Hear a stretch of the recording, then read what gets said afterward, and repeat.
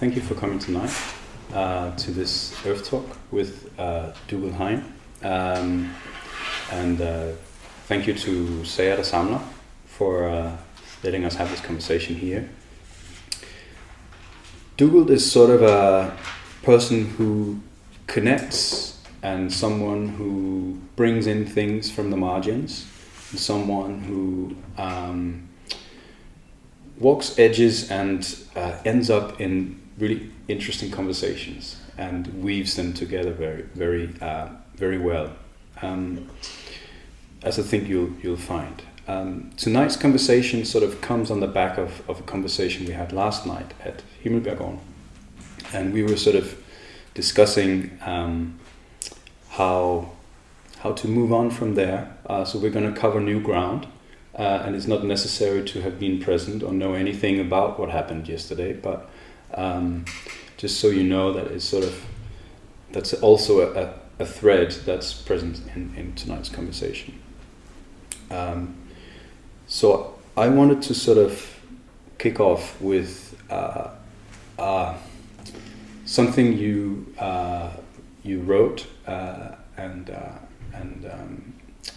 have said many times since, I think, but it was in the Dark Mountain days, and I remember we were, I don't know if it was just before or after one of the festivals, but you had this essay where you started out with saying, what do you do after you stop pretending? So what do you do after you stop pretending that the world is going to continue the way it is, and actually sort of step back from the story that we've been telling ourselves about how the world is, the stories that we've believed maybe since we were children. So for me, my whole research was a sort of a big exploration of this. I'm from Western Jutland, grew up in a very sort of, I guess, like more or less normal middle class family, and the story that I remember from being, I'm from 83, so that's one of the smallest. That was the year that there were the fewest babies ever, basically. So I was always told, like, don't worry, your generation, you're gonna have basically so much to do. There'll be work for you guys. You won't have any problems. It's like you just pick it off the shelf and there you go. And I remember being hit by I studied a master's degree in climate change, and being hit by a future where it didn't look like there were just going to be jobs for everyone, and we could just live the sort of life that my parents lived in the 80s, or the 90s for that matter. And so this question, what do you do after you stop pretending, has sort of kept surfacing at different times. So it did then when I was doing the research, and it did especially around the time when I was confronted with the fact that I was going to be a father. It also has come up when I've been working as a folk high school teacher with young people. How do we show up to each other without this pretense? And I think that's part of some of the ground we're gonna talk about tonight. And we thought it would be nice to open up with Dougald reading a little bit, a passage from his book, which connects, I think, to this question, but also to some of the stuff that came up last night, and then we'll go from there. Thanks, Jeppe. Thanks, everyone. It's good to be here. It's not quite as me sick as the setting at Himmelbergården last night, but it feels like it feels like a building where there's a huge amount of life, and like this book is called At Work in the Ruins. There are two things in the title. One is there are ruins, and that's part of the nature of the times we're in, but the other is that there's work to do. And that's like the sense that I have stepping into here and hearing a little bit about what goes on. Here is, it's a place where people are working out what's called for and doing it. Yep, and I were talking about what to start with, and I thought I'd start with a passage that sort of takes you into the deep of the book. It starts in Sigtuna, where my parents-in-law live, and it also speaks to that thing that you named already, Ebba, about the ways in which our relationships across generations, our relationships to parents, to children, are one of the places where all of the things that we're going to be talking about tonight get real, come home to us. One evening in the first days of 2020, between the headlines of Australia burning and an assassination in the Middle East, my partner sees a story about a meteor shower that's due. Outside, the sky is clear, and I catch sight of one straight away, a bright flash travelling across the sky like a silent firework. So we pull out the sun lounger from my in-laws' conservatory and lie under blankets, staring up. While we wait, my son wants to be told the names of the constellations. He's not yet 5, but he knows that there are 2 names for everything, Swedish and English, even when these are only 2 ways of pronouncing names older than the languages we speak. Orion, Taurus, the Pleiades. The last time I saw the novelist Alan Garner, he told me that there's new research on the resemblance between the Greek constellations and the figures seen in the sky by Aboriginal people in Australia. The similarities are strong enough to hint at common threads of myth, leading deep into prehistory, stories carried out of Africa. How does it work when you wish on a falling star? My son wants to know. Does the thing you wish for just pop up out of the ground? His eyes are wide with recent memories of Father Christmas and the cartoons he's been getting to watch on his grandparents' TV. Suddenly I understand why he was so keen on this impromptu astronomic outing. I'm going to wish for a Paw Patrol fire engine, he announces.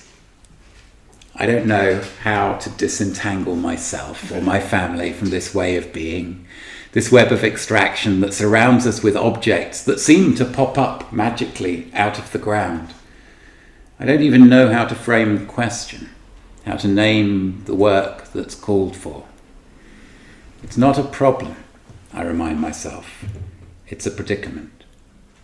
And that's something we can come back to, the difference between a problem and a predicament. One thing I know that helps, one piece of the work, is to gather and share the embers of other ways of being, blowing them gently into flame together, knowing how much unfinished history we bring to such encounters. As I listen to those who have more experience than I do of the ways life has been made to work in other times and places, one theme I hear is how much work goes into making a grown-up. It's not something you become by virtue of surviving childhood or sitting out enough years in schoolrooms and lecture theatres. When the time comes, it takes a work of initiation on which much of the life of your community is focused. You have to be cooked in the flames, I've heard it said, and the frame of initiation which your culture builds is the vessel that gives you a chance of coming through the fire. Among the stories and skills acquired in such a process, among the experiences described by those who have gone through it, a common element is some form of ritual death. On the threshold of becoming a grown-up, you're taken through a staged encounter with your own mortality, an encounter which is taken with the utmost seriousness. I'm thinking about this, and about the clumsy, risk-filled encounters that bridged this gap as my friends and I stumbled into adulthood, and a thought comes. The work of culture is to see that you do not meet your death for the first time when it comes for real. To be a grown-up, it seems to me, is to live alert to consequences, to know the cost of your living. It is hard to be a grown-up in the world that we have made. The cost is almost unbearable. No wonder our culture seems built to keep us distracted, to postpone the encounter with consequences until the last possible moment. If I insist that we have a lot to learn from the ways in which people have made life work in other times and places, this is not to romanticize the lives of others. There is no way back, nor would we want one. The lives of our ancestors were hard in ways we do not like to think about. For this reason, they could not afford the kind of carelessness to which we have been accustomed. Cushioned on millions of years of fossil energy, veiled by the impersonal logic of commodity exchange and the Emerald City magic of the shop window display, the level of detachment from consequences which has been normal, even necessary, for participation in our death-fueled societies of consumption, was, until quite recently, the preserve of mad emperors. Our ancestors could not afford this carelessness, and nor, it turns out, can we.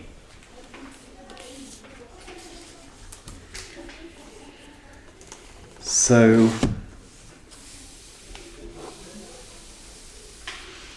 this is a book that's partly about climate change.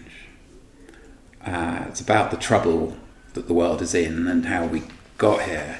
And it's also about the need to hold those questions within a larger frame than the frame we're often invited to think about them in. Because a lot of the time we start from the part of the story of climate change that can be told to us by the work of science. And I've spent a lot of time working with climate scientists, and I have a lot of respect for the work they do. Part of the reason I wrote this book was to try to explain what I'd learned from those friendships and collaborations about the other kinds of work that are needed in order to know this trouble that we're in, and in order to arrive at wise moves, at finding the kind of work that's worth doing in the light of what we know and what we have good grounds to fear about the trouble that's around and ahead of us. So, a problem has a solution. And what you need when you're faced with a problem is to get the right people together in a room to come up with a good solution, and then the solution will fix the problem, and then the problem will go away and the situation resembles the situation before. When your car breaks down, you take it to the garage because you know that the person who works there has been trained and practiced in fixing problems with cars, and if he does his job right, or she, then you drive away from the garage and your car works again the way it did before the problem came along. And modern society, industrial society, has been remarkably good at solving problems. So good at solving problems that it ends up having two consequences of that. One is that over time, more and more of the problems it's having to solve are effects of earlier solutions. So we get escalating problems that are brought about by the solution to an earlier problem. That's part of the complexity of the mess that we find ourselves in. Second thing is, when you're really, really good at solving problems, it's easy to forget that not everything is a problem. That there are things that don't have solutions. And if something doesn't have a solution, it's not a problem.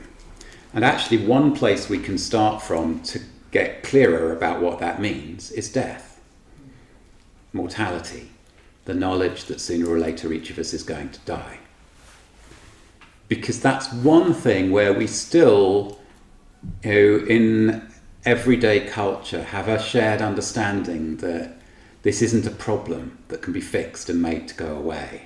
It's a reality that we live in the light of, and we do a better or worse job of living with that. We hide from it, or we look clearly at it and let it change us, that we know that. So, when you meet someone who thinks of mortality as a problem to be fixed, they generally seem a bit eccentric. I tell the story in the book of meeting a guy who showed me his card that proclaimed his membership in the Cryonics Institute. And on the back of the card were a set of instructions for what to do if you found him recently dead. And basically you had to find some frozen peas or ice or something and put it over his head, and then call this number for the team who were going to come and collect his body and freeze it until medical science had progressed to the point where they could bring him back to life. And we all feel like probably there's a category error going on there. And actually, if we look at the history of modern medicine, we see that it gets a bit blurry. That 100 years ago in medical training, it was still the case that part of being trained as a doctor was to recognize what's called the Hippocratica facies, the signs on the face of approaching death. And at that point, as a doctor, you were to withdraw and allow the patient to die. That was removed from medical training at a certain point in the 20th century, and instead, increasingly, the body became a battleground in which medicine was expected to fight against death with no moment at which you recognize dying as the appropriate thing to happen. But nonetheless, we still have a residual sense that we are going to die, and that this doesn't make life meaningless. It doesn't mean that there is nothing worth doing, but the kinds of actions that are worth taking in the light of the knowledge of our mortality are not actions to try and fix it. That's probably not the best use of the days and years that we have. Nonetheless, it is the case that the societies that probably all of us were born into have been less at home with the reality of death than any human societies that have ever existed. Some of that is for good reasons. We've achieved extraordinary things when it comes to infant mortality, maternal mortality, the transformation of the possibilities of life arising from, actually most of it from public health rather than from high-tech medicine over the last 100 years are remarkable. And when we're confronting what we talk about, what I talk about in the book as the end of the world as we know it, like part of the work that lies ahead is to try and bring as much as possible of the knowledge and practices and skills that made those achievements possible with us into the unknown worlds that lie ahead on the far side of the crises that are around and ahead of us. But there's also an extent to which, our being shielded from, hidden from death, contributes to an inability to deal with predicaments, an inability to deal with things that aren't problems that can be fixed. And so in a sense, that makes it harder for us to face the reality of something like climate change than it would be for humans from other times and places, even though we have the advantage of science that can explain the mechanics of what's going on with climate change. Culturally, we are very poorly equipped to deal with something that is not a problem that can be fixed and made to go away, but an unfolding reality that's going to change everything for us and those who come after us. We sort of panic. We try and turn it into a problem that can be fixed, or we flip into thinking that there's nothing worth doing at all and humanity's going to go extinct within 30 years or something. And part of why I've done the work that I've been doing since we started the Dark Mountain project 15 years ago, and the work that I'm writing about in the book, is to try and open up the space in between those two approaches to the trouble that we're in, and say there's a lot of middle ground between those two scenarios, and I don't hear it being spoken to and taken seriously enough in the way that we respond.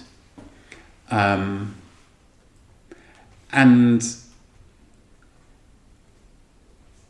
I suppose it's probably worth us going into the bit that I write about in the book to do with the pandemic, because I think that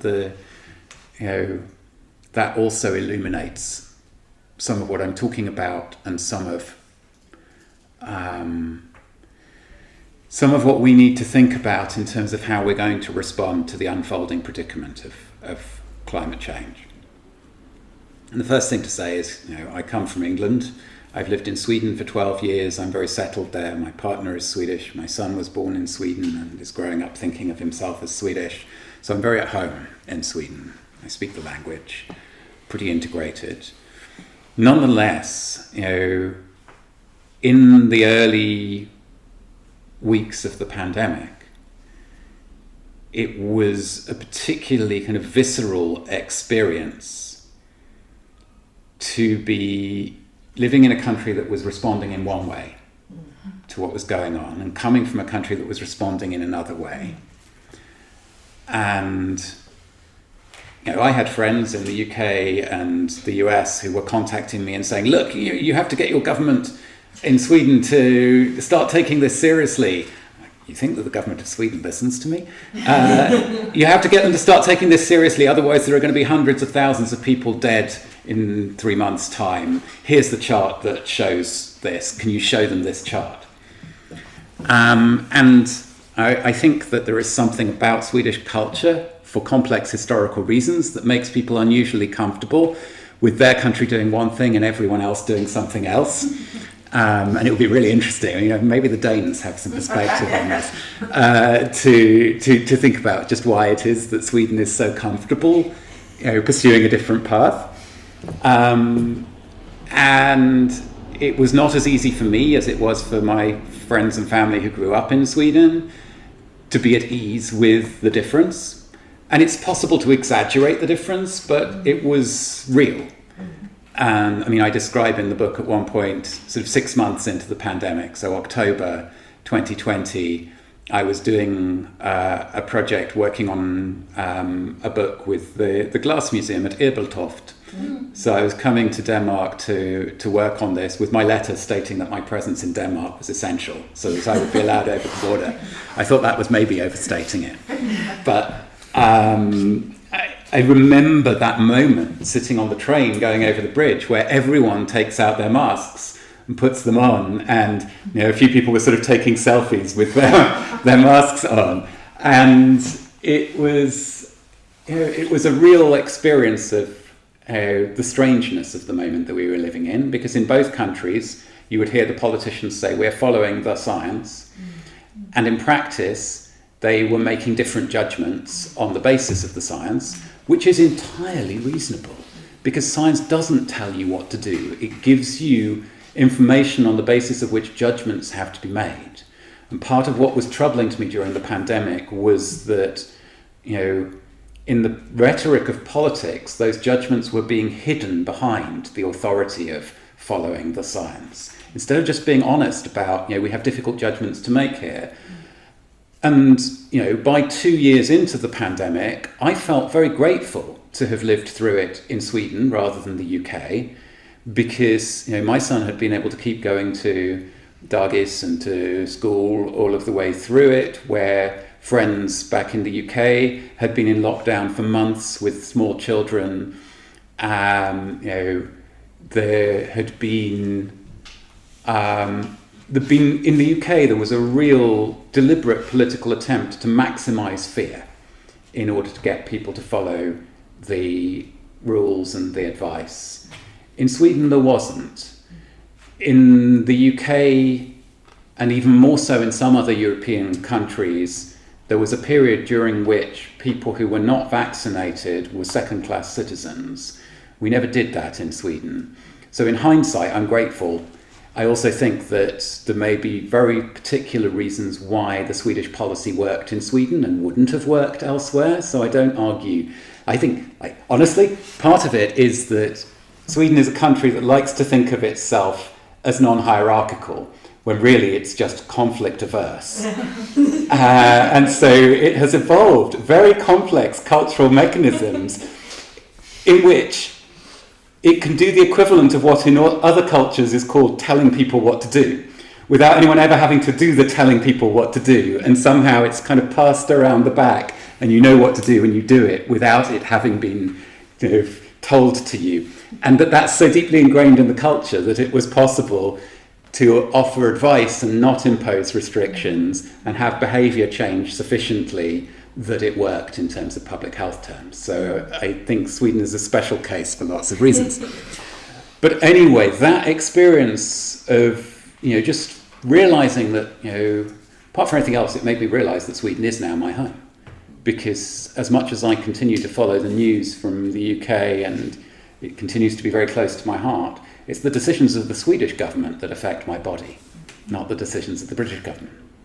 But perhaps because I had that quite intense personal experience of it, I found myself also thinking about what was strange in the things that were taken for granted within the whole kind of politics of and response to the pandemic, and why it seemed to drive a lot of people out of their senses, one way or the other, whether that was into a kind of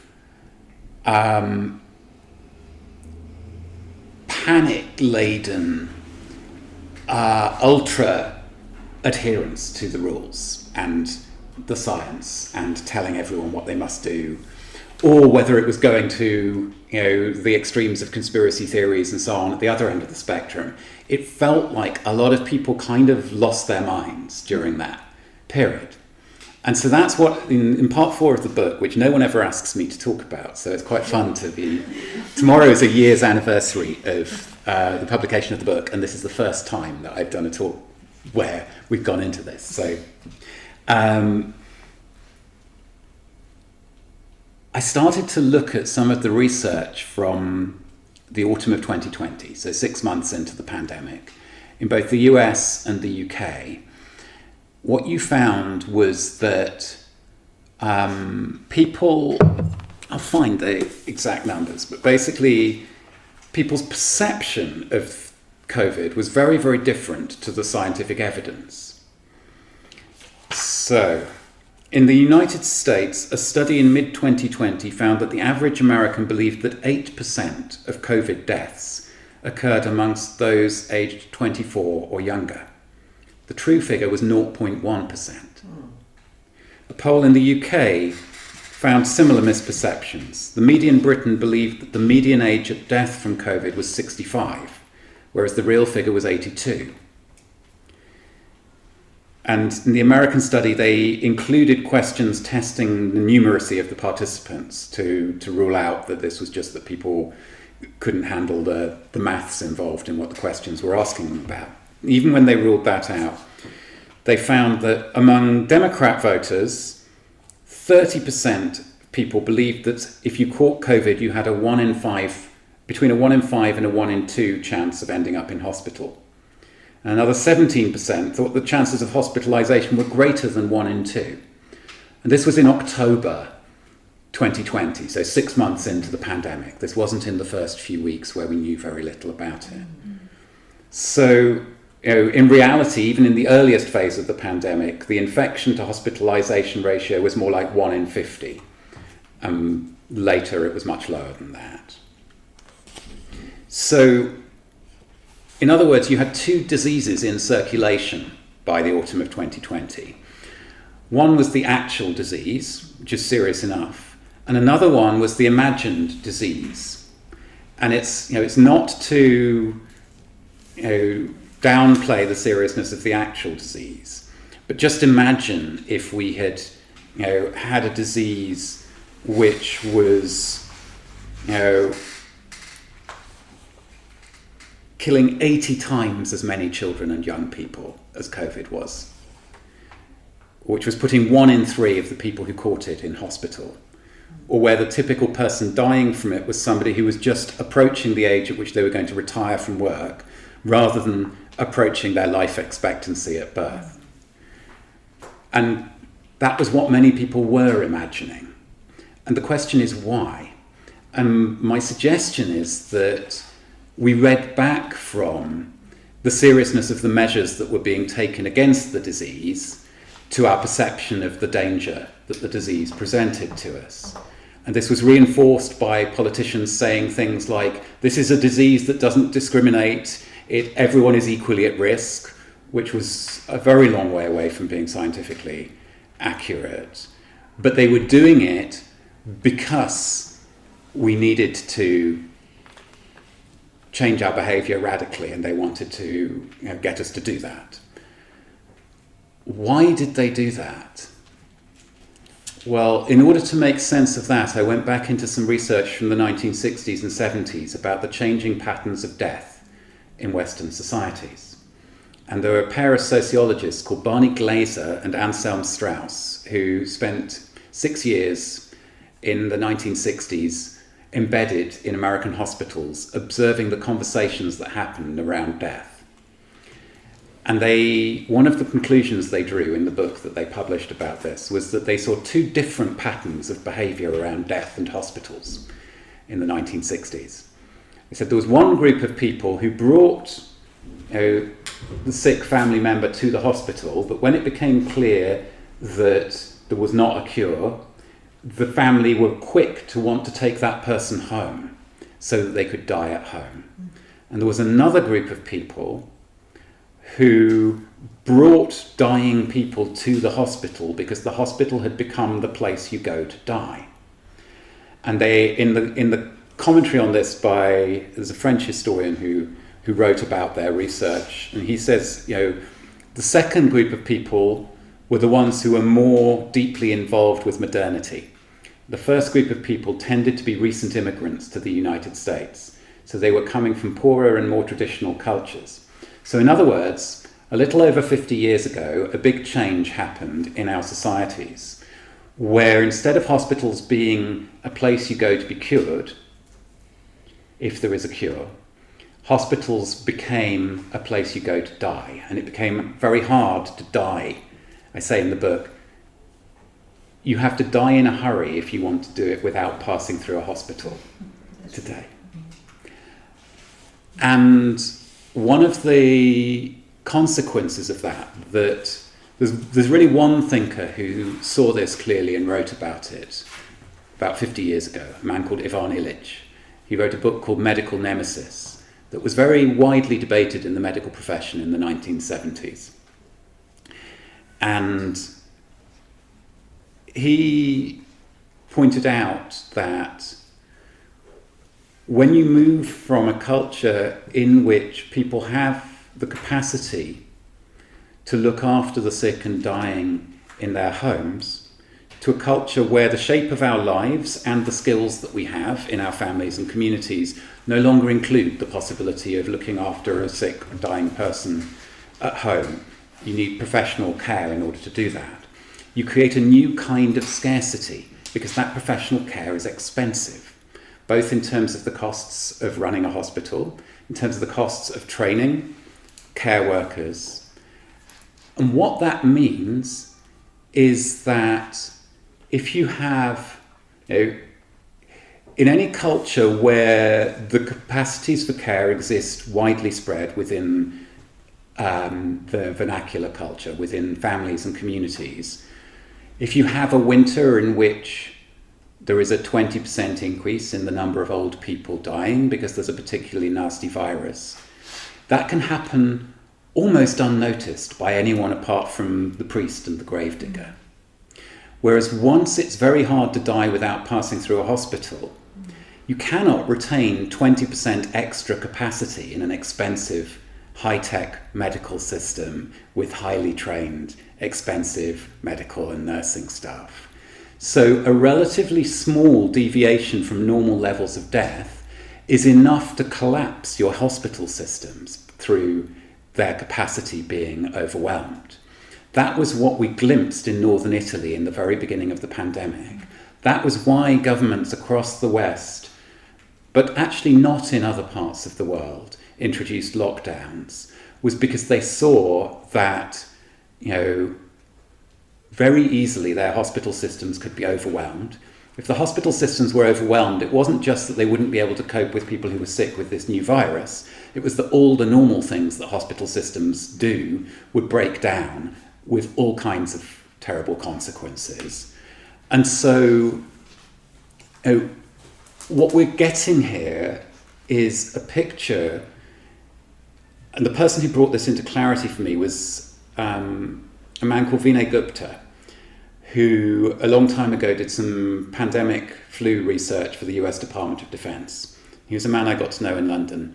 And in the first weeks of the pandemic, I had a call with him. And he said, I've realized something. An illness is when a person gets sick, but a pandemic is when a society gets sick. And the thing that the pandemic revealed, but that was too hard to look at, is that our societies are a bit like a person whose immune system is very damaged and is therefore very vulnerable. So a disease which, relatively speaking, historically was a mild pandemic, led to an unprecedented paralysis of social life in our societies because of the vulnerability of our systems. Because, I don't think the politicians were wrong to make the decisions that they made. I think that they really, that's the reality of the kinds of systems we've built, is that they can be paralyzed and collapse due to a relatively small deviation from normal patterns of what's going on in our society. And I think that's why the response was so extreme. And then, we sort of read back from that, and that's why people developed this perception of the disease as being much more deadly than it actually was, because that seemed to make sense of the extreme measures that were being taken against it. And the reason that it's worth bringing all of this up, even now we're kind of a year or two into being relatively back to normal. We haven't really looked back over and talked and thought very much about what happened in the COVID years, because everyone was so exhausted by it, so relieved when things began to get back to normal. But I think that, as we hit other crises, including the ones that climate change is going to bring us, this precariousness of our high-tech, high capital intensive systems that are highly dependent on both the market and the state, and our helplessness as individuals, families and communities compared to the capacity that individuals, families and communities have had to have in all previous human cultures, is going to present us with a situation in which we have to paralyze social life in order to save social life if we continue to be dependent on these kinds of systems. And it's a bit like the general in the Vietnam War who said we had to bomb the village in order to save the village. We had to bring society to a halt in order to save society in the pandemic. And we're reaping the costs of that in terms of all kinds of other medical consequences now that are playing out, whether it's levels of obesity amongst 5 and 6 year olds who were children during the early, very young children during the early stage of the pandemic, with a 50% increase in diabetes amongst 5-year-olds from one year to the next in the UK, mental health epidemics. Even there's 1 million people in the UK who are out of work due to back issues, which is because of working from home. Because of the damage that the lack of exercise and the bad posture and so on. There's all of these knock-on effects that are consequences of the lockdowns and the way that we paralysed our societies. And I think that, we're going to see more and more. This is also even the glimmerings on the horizon of responses to climate change that in some ways resemble responses to the pandemic are part of what the far right is feeding on in Europe now and breeding all sorts of conspiracy theories about. But this is sort of what I want to say is I think that we have to recover the capacity within our communities, within our cultures, for meeting each other's needs without being as reliant on expert systems as we became during the high years, the high generations of industrial modernity. And that's a really huge ask. But I think that the alternative to that is that every time a new crisis hits, we're going to need to paralyze our societies in order to save the vulnerable systems that we currently depend on, rather than creating more resilient systems that can absorb. You can find parallels to this in terms of how we feed ourselves, that we're incredibly reliant on a handful of grain crops that are very, very suitable for making highly processed foods and for having very long distance food chains that are very profitable for the small number of global companies that own large parts of the seed market and the pesticides market. Those kinds of crops also happen to be very sensitive to changes in climate and changes in rain and heat patterns. And the response at the moment is a kind of fixing the problem response, where we go, so what we need to do is genetically modify them so that they'll be more resilient. Probably what we actually need to do is something closer to the ways that humans have tended to feed themselves, which is to rely on 100 or 200 different things that you grow, most of which are grown relatively locally, because some of them have a good year when it's a wet year and some of them have a good year when it's a dry year, and you can do the local breeding and hybridizing of variants that suit different conditions. So, you can start to look and you can start to have a map for, it's not about going back anywhere. It's like I said at the end of that bit that I read, it's not trying to go back to the way we used to live. Part of this is going to be, like, part of the work in the ruins is trying to take with us as much as we can of the good achievements of modernity. At the end of the book, I have a little list of kind of 4 types of tasks that make sense in an age of endings. And I say, in a time of endings, you can focus on, and like different people should focus on different ones of these, and there are probably more that can be added to the list, but the 4 that I've noticed are, you can focus on trying to salvage the good things that we have a chance of bringing with us from the world that is ending. There's a work of mourning the good things that we're not going to be able to bring with us. And part of the work of mourning is telling stories. And those stories can come with us, and those stories will be seeds and inspirations in worlds that we can't imagine yet. Third kind of work is a work of discernment, of noticing which of the things that we've told each other were good, in the way we've been organising our lives and our societies recently, were never as good as we told each other they were, and we're being given a chance to walk away from those and to find other ways of meeting some of those needs.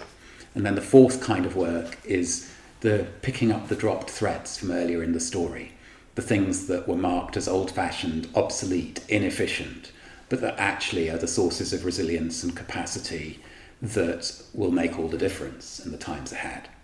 And one of the most surprising things to me that happened when the book was published was that it was reviewed in the British Medical Journal. There's a long review by Richard Smith, who's the former editor of the BMJ. And he, in the last part of the review, took that list of 4 kinds of tasks and applied it to the field of medicine and to what he'd worked in for 50 years as a doctor and as an editor of the BMJ, and listed out his suggestion for which things belong, which medical skills and technologies and practices belong in the good things that we can salvage and take with us, which are the good things that we're not going to be able to take with us, which are the things that were never as good as we told each other they were and it would be good to leave behind, and where are the things that have been left out of the picture of mainstream Western medicine that need to be brought back in order to come up with ways forward that are going to work in difficult futures.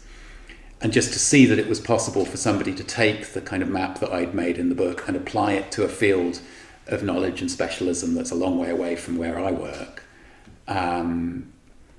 was kind of inspiring to me, in that it suggests that people are actually hungry for ways of having different conversations about the trouble we're in and what's worth doing. And so that's really, looking back over the years since the book came out, I think that's one of the things that I'm proudest of, is to see that it's seeding those conversations in different fields. So that was this is meant to be a conversation, and I just ended up giving a speech, but... That's great. Thank you, Dougald. I think I'm going to try and just sort of pick up on some of the threads in there, please. And then let's try and also move it to a conversation between us. So what Dougald's been describing is both a mentality and a physical reality of the modern world, in a way. I mean, looked through the lens of the pandemic, what happens when we have the systemic vulnerability woven into our infrastructures. I just want to make one small comment on the story of Ivan Illich that you touched on, because he has a very helpful way of looking at things, and it's basically he has this concept that it's called counterproductivity. So it's basically a way of describing what happens when so basically this is the thing that happened with death in the hospitals. When our systems grow too big, basically they start basically working against the outcome of what it is they're actually for. So he talks about this in terms of education, so schooling. When we institutionalize schools and the system becomes too big, you end up with a system that actually doesn't promote learning any longer. And the same applies to hospitals, and you create these, like you said, the bottleneck of the hospital as the place to die. Basically means that it becomes so fragile that if the system is overwhelmed, which it becomes very easily, then it doesn't become a place to have a good death, essentially. And so this connects with the sort of problem-solving mentality of modernity, and I don't think we'll have time to go into it in any depth, really, but in the book you sort of call it the fish tank logic. I think the problem-solving sort of connects with a logic that, the very short version of the story is basically your friend and the co-founder of the Dark Mountain Project, Paul Kingsnorth, tells the story of basically having a fish tank and trying to get these fish to survive. And all of what's needed to control, you need to control so many parameters in there, the oxygen, and you need to put in chemicals, and you need to, and they basically, all these fish they sort of die in the process of learning. And he compares that to, pretty much just a normal functioning habitat of the fish, an ecosystem that does all of these things that in the fish tank we're trying to control all of the parameters, but in nature they just work. They just do it. We don't even have to do any of the work. And so the sort of problem-solving mentality and this sort of fish tank logic, where we try to be the managers of everything, control all these different aspects of life, lead to basically the society we have. But what's shown, and what the pandemic has shown, is that this is also a very vulnerable society. And what the pandemic has also shown is, how this society confronts an emergency, and what happens with the language of emergency, which is also another thread that we probably don't have time to really pick out. But when we start framing things as an emergency, which climate change very much also is, that's also how we frame climate change a lot these days. We also respond in a certain way that isn't always helpful, and so where the book sort of heads, and where you sort of land with your also the sort of 4 suggestions for how to go about living in this in essentially the ruins of modernity, is that you speak of a fork in the road. So basically what you're seeing is that we can sort of we can do 2 things now. We can sort of go the big path, which is the path that it's pretty much the path that we're going, the path that's been laid out, where we're trying to control, pretty much we end up trying to control the whole planet, the atmosphere of the planet. We're trying to geoengineer the way out of this emergency in a way. And you're asking this, you're basically saying this doesn't seem like a very sensible path. You're asking, where else might we go? And the other option is, this. It's not just one path, but it's a small and branching paths, maybe. Yeah. where we try and reinvigorate or bring energy back into a culture that does have the capacity to care for the dying, that does have the capacity to feed itself. It's the sort of I get the feeling that it's sort of like a mixture of the kind of world that maybe my grandparents or maybe their grandparents knew of, how to preserve foods. That sort of thing was just totally normal back then. So there's some of the skills, some of the threads from earlier in the story, but combined with, it's not a going back. It's combined with,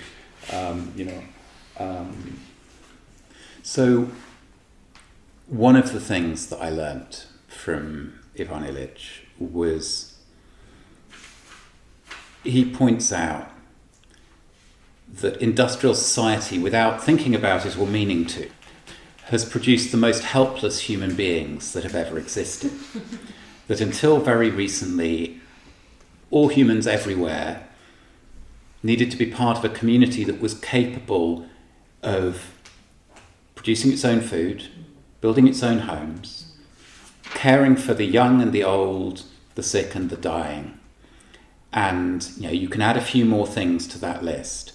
But all of those were things which, whilst they might not have been capable of being done to the levels that expensive professional systems can promise to do them, the capacity to do them existed within communities. And also there are aspects of those things that can't be adequately replaced by expensive professional systems. Viewed from outside of a modern Western context, the idea that the ideal for how you die is that you are cared for by strangers who don't know you looks very, very weird.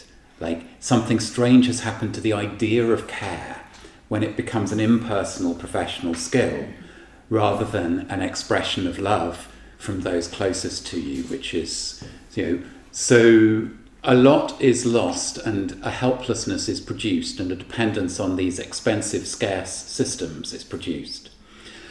And this also contributes to how frightened we are when it comes to looking at a thing like climate change. One of the things that struck me, I wrote an essay about this, which has actually been translated into Danish, because it was for an event at a library near Copenhagen in last summer. It began to strike me that whilst most of the talk about climate change takes place at a head level, there was a note running underneath a lot of what I was hearing that was coming from somewhere much deeper down in the gut. And it had to do with a fear about where is our food going to come from. And it had to do with climate change revealing to us our helplessness. And revealing to us a helplessness that until recently was expressed as pride. I remember talking to a man who worked at a think tank in a European capital city. We met at a party, we were having this conversation. I was telling him about some of the things I write about, and I was mentioning questioning the narratives of progress. And this was so weird to him. It's like, but no, progress isn't a narrative, progress is a fact. And then he got into this kind of tense conversation where he was trying to find something that I would agree with him on. And it's like, well, okay, but look, you must agree that it's a good thing that we don't all have to work on the land anymore. And of course, when it's put like that, who's going to say it's a good thing that people have to do anything? We have to breathe. It's probably a good thing. But if you kind of defuse the rhetoric of what's being said there and you go, okay, so the ultimate proof of progress is that not only do I not have any involvement in growing my own food, but no one I know does, and I don't know the people who grow my food. Like within the rhetoric of development, economic development, international development, within the rhetoric of progress, all of that has been framed as a matter of pride. Proof of how developed, how modern we are, how far we have come. And then along comes climate change, and suddenly our confidence in those trajectories of progress is shaken, and our distance from where our food comes from becomes something that we're feeling as a gnawing anxiety in the stomach rather than a matter of pride. And I think that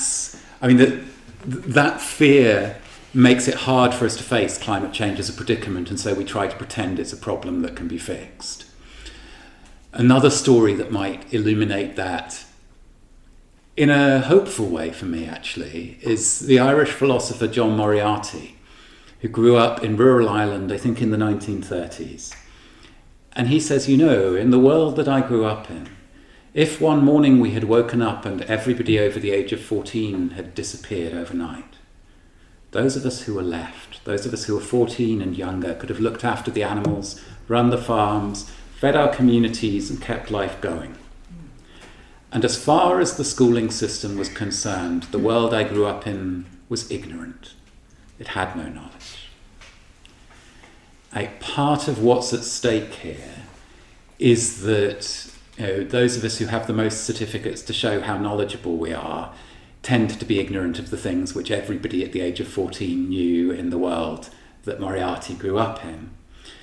Part of, I think, why the billionaires are building their apocalypse bunkers in New Zealand and Hawaii and so on is because they are, frightened about where we are and where we're headed, but they can only see ignorance. They can't see the kinds of knowledge that have been illegible and have not been valued or taken seriously within the worlds of modernity.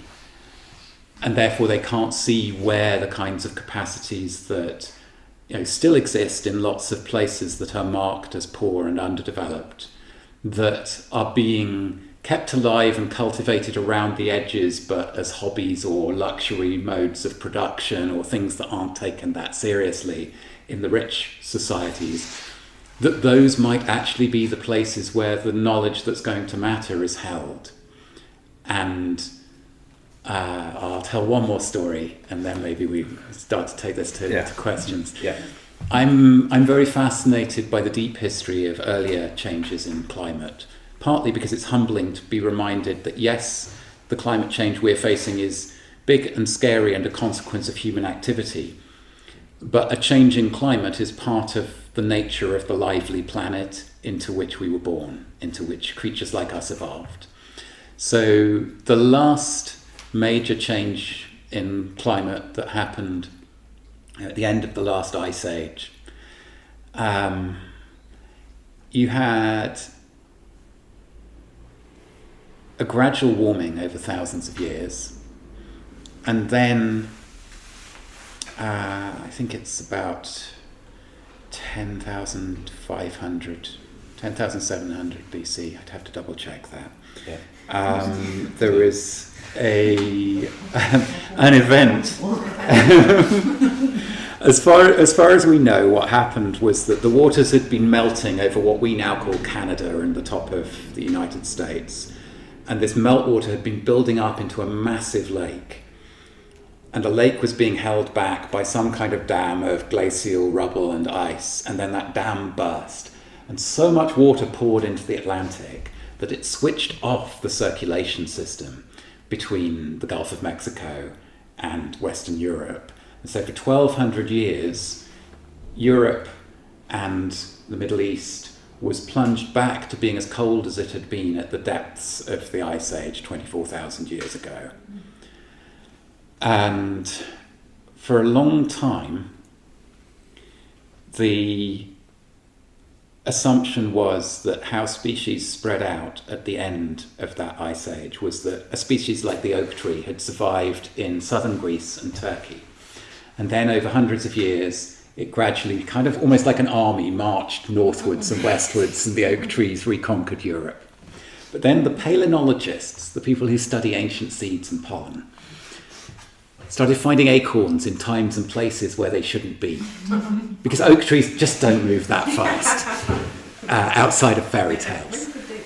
And so the new theory, the new explanation for how all kinds of species, plants, animals, maybe even humans, survived in northern and western Europe during the Younger Dryas is something called cryptic northern refugia. They're cryptic because they're small enough that they're almost invisible in the record. They're northern because they're a long way north of where we thought that these species survived, and they're refugia because they're refuges, pockets that had microclimates, usually steep-sided valleys between high and low ground. And then, when the climate changed very fast at the beginning of the Holocene, and we think that in Europe it warmed by between 5 and 7 degrees in somewhere between 10 and 30 years at that point in time. So you had people who were born in a world of icy tundra and who grew old in a world where the species that had survived in these little pockets, with the help of human fingers, taking hazelnuts and carrying them with us and putting them in places, spread out and reseeded the landscape. And I think, in a strange way, this modern industrial society we've been living through, for all of its achievements and blessings, has been a bit like a social ice age, in which we forgot lots of the skills of being human together and making life work together, lots of the things that contribute to a living culture. The ability to come together and do things for reasons other than because we're being paid to or told to by someone who have power over us, which is the logics of the market and the state. But those things didn't disappear altogether. They're surviving in cryptic northern refugia, in pockets that can be anarchist squats, they can be churches and mosques, they can be social enterprises. There are all sorts of places in our society that get, if they're noticed at all, they're called the third sector, they're the least important sector. But they are the places in which people have kept going or rediscovered the deep capacities of human culture to come together and do things for reasons other than the logic of the market or the state. And out of those little pockets is going to come a significant part of what's going to be needed to reseed the landscape when things change fast, as they are going to do sooner or later. And I think that if things are going to turn out less badly than the billionaires building their bunkers think, or the many people in our societies fear in our hearts, it's going to be because of those things that looked insignificant but turned out to be capable of reseeding the landscape and making all the difference when times got harder fast. So that's, I guess, where I'd like to sort of land us for my part of that's a beautiful image to land on, Dougald. Well, because we don't have so much time left together. We've basically ended up with about 15 minutes left or so, if we're going to try and stick to time. So perhaps it's worth us each of us just taking just 1 minute to sit with all of the things that have been said, and then just sort of feel out where is the energy for you guys? Is there perhaps a question in there? Then we can speak from that. Yeah. Yeah, I really would like this. Thank you for your wonderful conversation. I really like this idea about reseeding the land, and it's our job to do it. Especially because I feel maybe you're sort of a part of a group or a community, if you will, that does this or try to do it. And I think in the whole scheme of what your conversation has been about, you sort of think, are we teaching, this is maybe a little bit a tone question, but are we teaching our children, our next generation, the right things?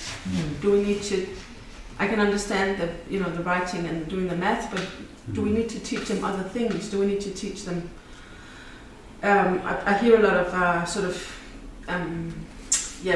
almost anthropological topics in what you're talking about, because that's my own background. Do we need to teach them that, even at a young age? Imagination, like working the land, just a whole different skill set than what we are doing right now. Or maybe trying to change back to in some ways. Thank you. Yeah. I think the first thing is that from that image of the refugia and the reseeding the land, one of the messages of that is that until the time is right, our work may be to create the refugia rather than to try and reseed the land.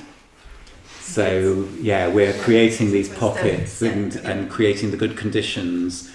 And part of why that is hopeful to me is that allows us to live with the smallness of what we're doing compared to the scale of the big powerful systems at the moment, but also to put that alongside the brittleness, the fragility of the big powerful systems.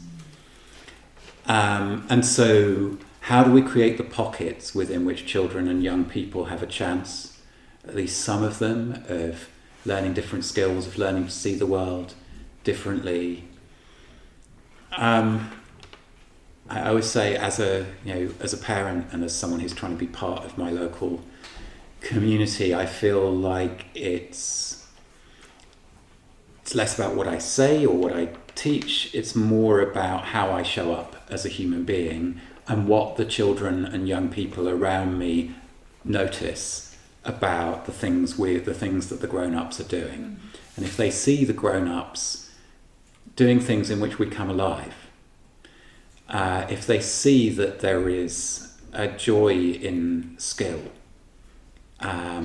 in taking time and doing something well, if they see that spending time growing food and doing things with the food that we grow is not just something that we do because we rationally feel like we need to do this in order to be well prepared for the dark future that is coming, but actually something that restores us after the day spent in front of a screen or in a stressful working environment, something that we make celebrations around and we have parties around. And we had because it was a very cold, wet summer in Sweden last year, we had an abundance of pumpkins from our garden, and so we invite the neighbours round and cook a big pot of pumpkin soup. And so the practice of these skills that are practically useful is woven through with beauty and meaning and chances for enjoying being human together. And that's how human cultures have always worked, is that they've always dealt with the necessities of life and death and food and water and health and sickness, but they've always woven meaning and beauty around those, woven care around them. I remember a mutual friend of ours, Tony Diaz, years ago writing a thing where he's a boat builder. It's one of his skills. And he'd been looking at these old Viking boats and he was like, that's hundreds of hours of extra work that went into carving the patterns. And he's looking at it, feeling what it would be like to be holding the tools in your hand doing that. He's like, these people were, according to our standards, immeasurably poorer than even poor people in our societies. Who today has the time to put that much extra effort into not only making something useful but making it beautiful? And there is a clue there to these hidden knowledges, these hidden abundances within the history of human cultures, which again, like anthropology, has so much to bring to the table, definitely, for learning about that. Yeah. Just a reflection. There's something about gender I would like to address, or like to invite a conversation around, because what you were just talking about now, there's a woman sitting there with your knitting. Yeah.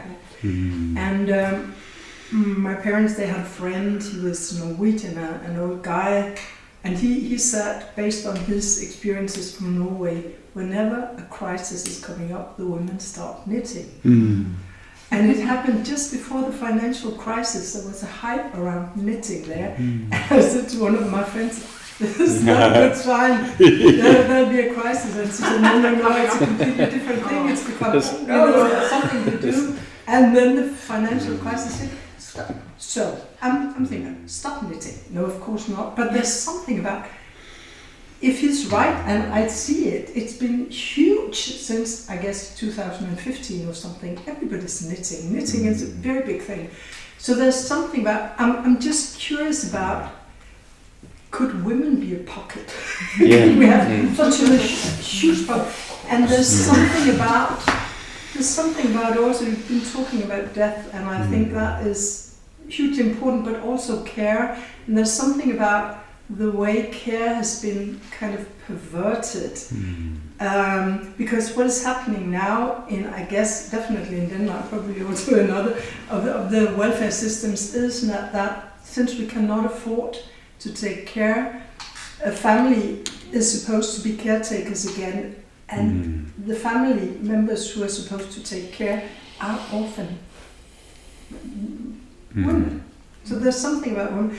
And then the third thing, just an observation. You've talked about death for many good reasons, also the age of ending. But you could talk about the same things about how death has been institutionalized. It's the same thing with birth. Yes. It's exactly the same thing with birth. And I'm just thinking about why birth wasn't part of the story. So there's something about a world of experience that I'm just curious about. Yeah. Where was that? And what kind of potential is it? I don't know, but here we are also again, women being really interested in these conversations. So do you have Thank you. thoughts about that? Yeah, lots of thoughts. And I think, yes, this whole thing about how lots of the skills and capacity and knowledge that are going to make the difference are not even recognised, not taken seriously. There's definitely a strong gendered element in that. And I think about Muriel Lederman-Ukeles, one of my favourite artists, she wrote the Maintenance Art Manifesto, and she wrote it when she became a mother. And she'd been, a young woman in her 20s in the middle of the art scene in the US in the 1960s, and suddenly her life was turned upside down by being at home with a baby. She said, the only way I can do this without going mad is to approach being a mother with the same care, the same attention, the same spirit as I've approached being an artist. And through that very personal, needing to not go mad, she opened this thing that opened up this incredibly broad perspective of maintenance art. Where she's like, all of the stuff that gets valorized in art is about production. Maintenance is invisible. And again, it's a very gendered thing. And so the centering of the work of making and mending and caring, also the recognition that part of the story of industrial society was of a new and intensified kind of sexism that emerged in the 19th century industrial workplace, where you went from a world in which productive activity was centred on the home, which is where both men and women and children were, and everyone was involved, and the roles were different, and these are very complex histories. But suddenly you had a new situation in which households were newly dependent on money, which was earned by the men working in factories.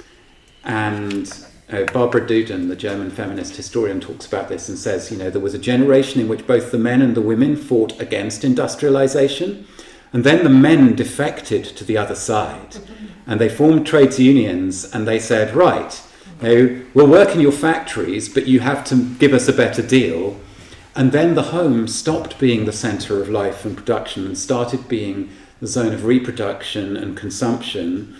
And meanwhile, this sentimentalized bourgeois idea of women in the home was being pumped into everybody's lives by the new mass media.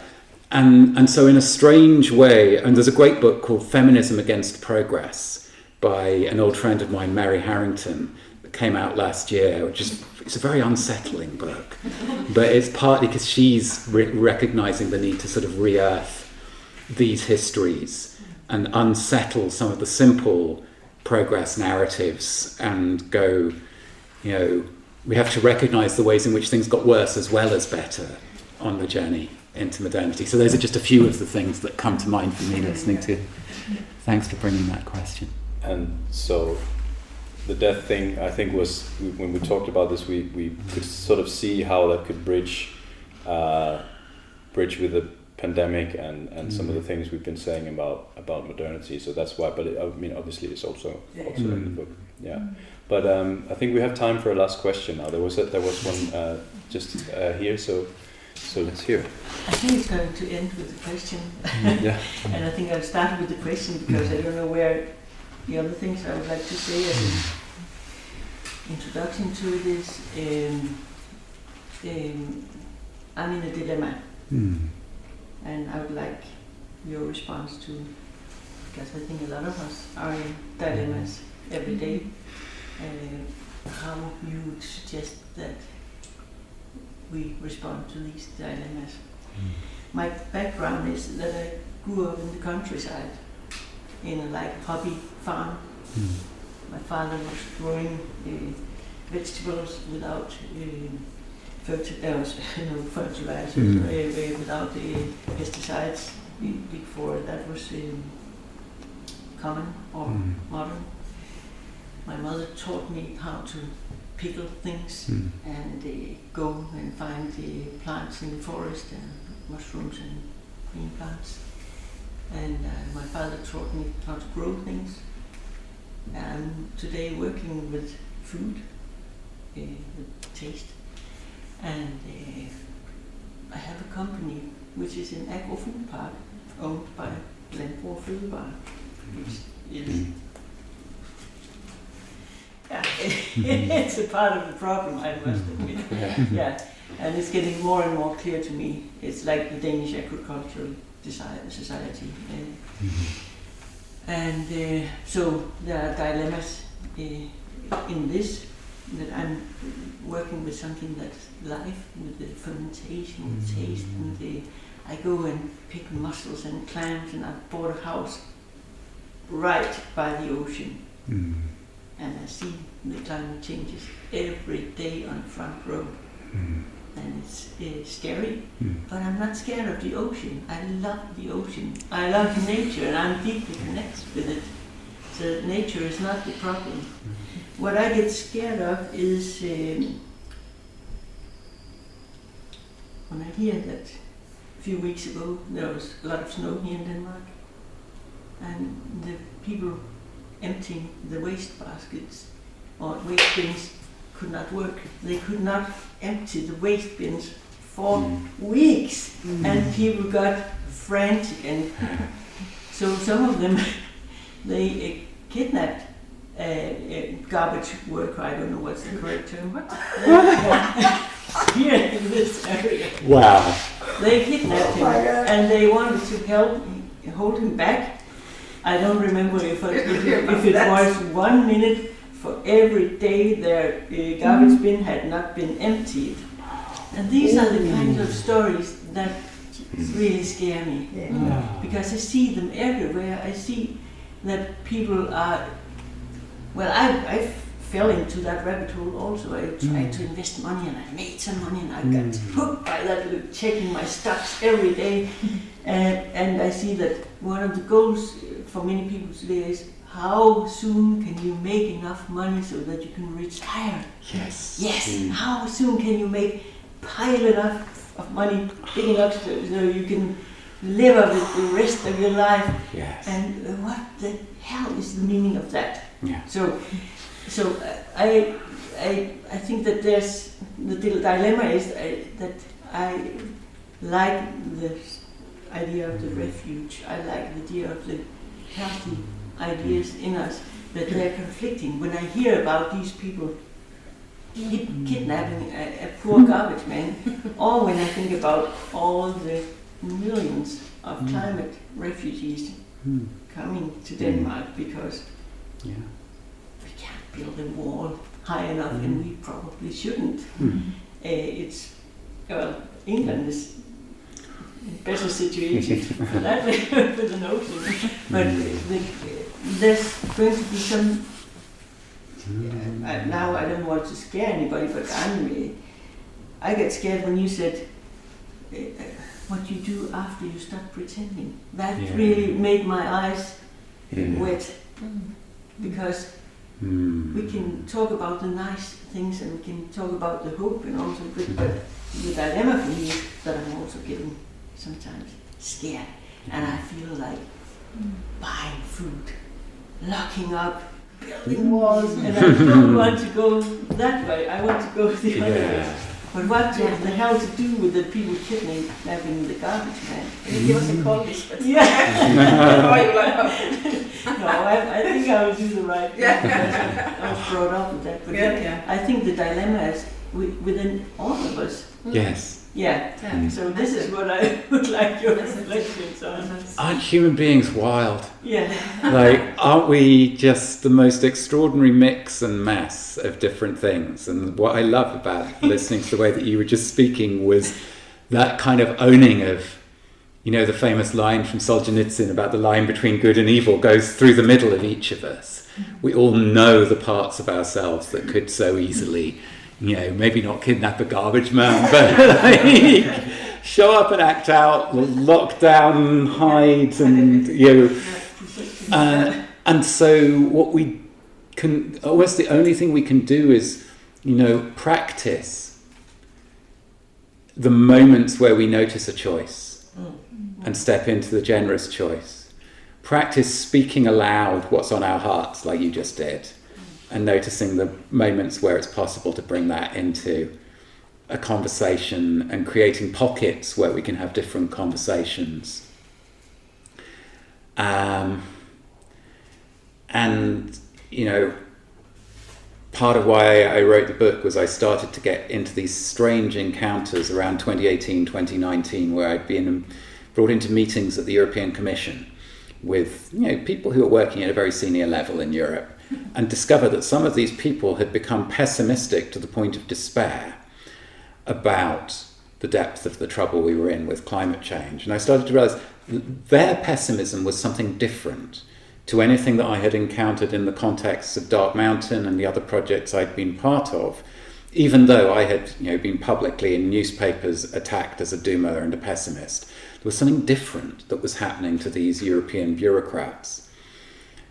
And it was partly that it seemed like they were falling into this kind of black certainty about how the story ends.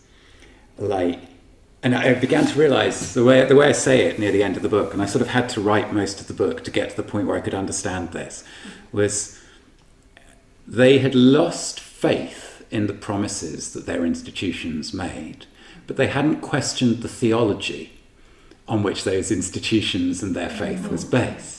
So they still conceived of the world as needing saving by people like them in institutions like theirs. They just no longer believed that they could do it. And in that case, the world was finished. The possibility that the world isn't exactly a thing that needs saving, and that the people who make all the difference might not be the people in the rooms where the big decisions get made.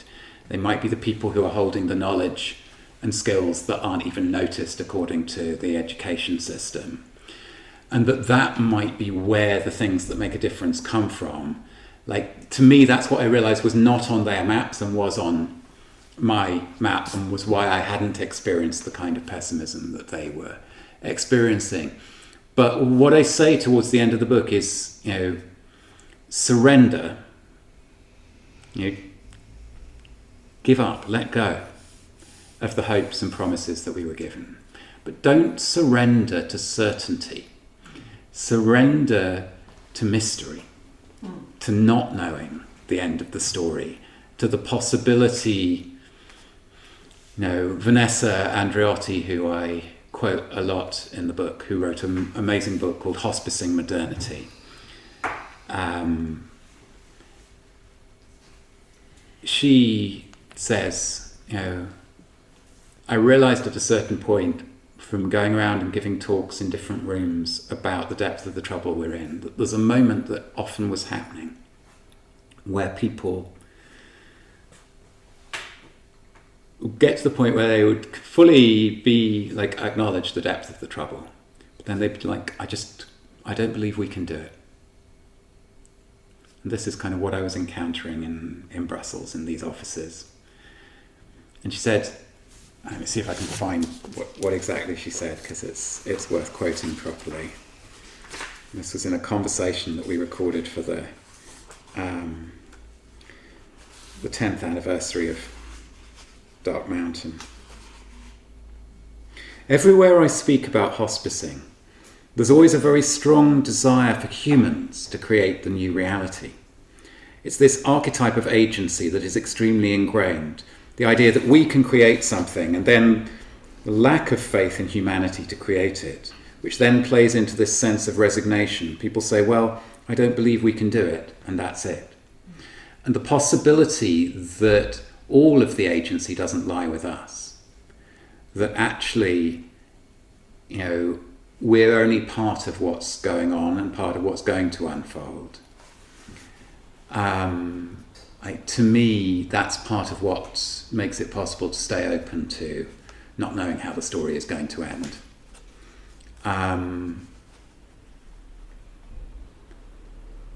But I think we all, you described the dilemmas very, very well, and I think that we all have our versions of that.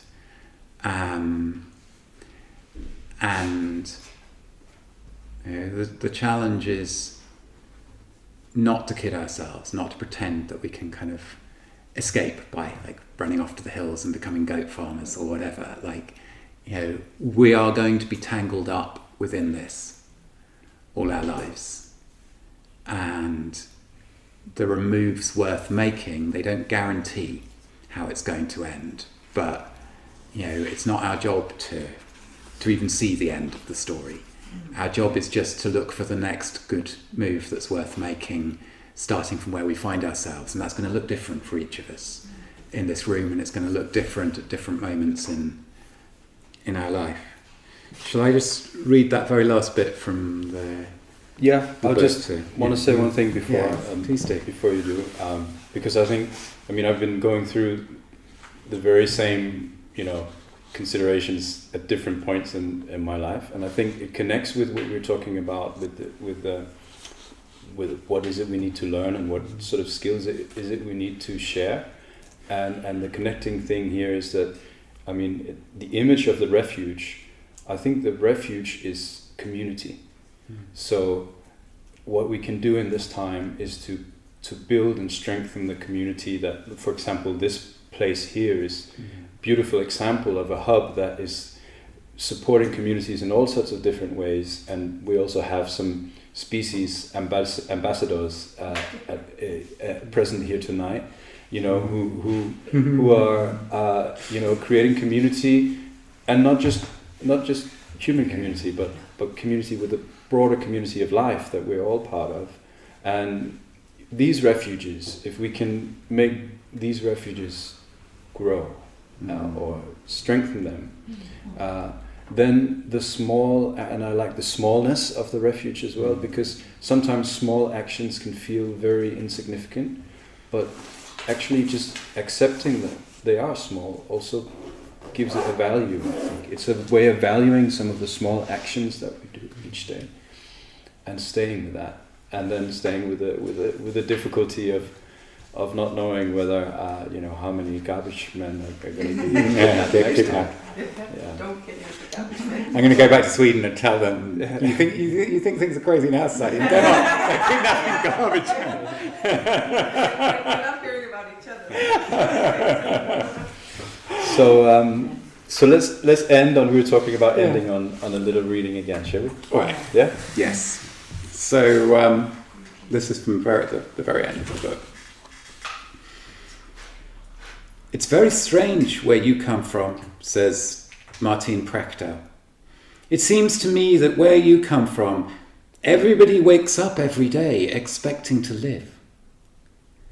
I found these remarks in Stephen Jenkinson's book, Die Wise, where he wonders over what Prechtel is getting at. How else might one wake up? It could sound as though those who don't wake up with this expectation have been robbed of it by the fatalism of their religion, or the squalor of their daily life, or the resignation to a basic misery of their high infant mortality rate, or the like. But this would be a misunderstanding, Jenkinson suggests, and one that cuts to the strangeness of our ways of living. The alternative is not that you wake up expecting to die, It's that you might wake up with a sense of your life as a gift, something mysteriously good, not an entitlement or a reward for living right, but a source of wonder and an occasion for gratitude. Where we come from, there has been no end of expectations. So much was crushed under their weight. We're still trying to take them with us, but they're more than we can bear. The kind of hope worth having now is the kind that lies on the far side of expectations, on the far side of despair. When I hear someone say, ours is the last generation that can make the difference, I understand where this comes from. I've said things like this myself, but something in this way of speaking came to trouble me. To put the whole weight of the future on the shoulders of those of us who happen to be around just now can be paralysing, the weight unbearable. And then again, in making it all about us now, such statements feed a smuggled desire to be at the centre of the story. There's a dark hubris lurking below the surface of this language. As I listen for another way of placing ourselves in time, what comes is a story that reached me like a rumour. I heard it from the British author Sarah Thomas. She heard it from Tyson Yunkaporta. You'd have to ask him where he heard it. Maybe the land itself. In the best of worlds, this story goes, we stand near the beginning of a process that will take 1,000 years, because that is how long it will be before the old growth forests have returned. How long it takes for the mother trees to grow back.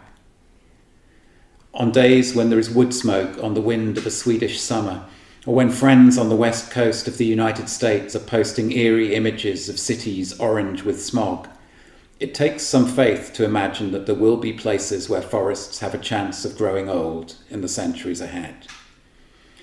And as an Indigenous man from the far north of Queensland, I reckon Tyson knows what an ask this is. Yet I find there is something quieting in the invitation contained in such a story. It is hardly a promise that this will come to pass, and it does not deny the urgency of all that we should be doing or not doing in our own lifetimes.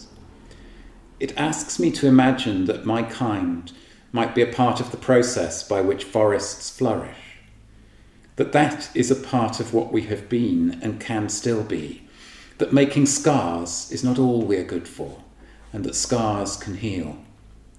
Modernity has gone around the world making no end of scars.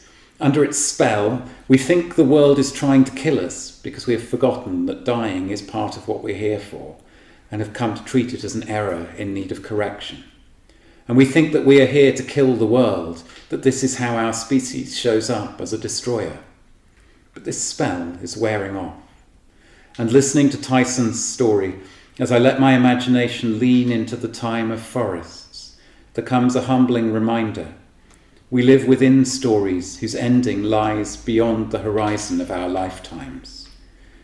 We will never know how all of this turns out.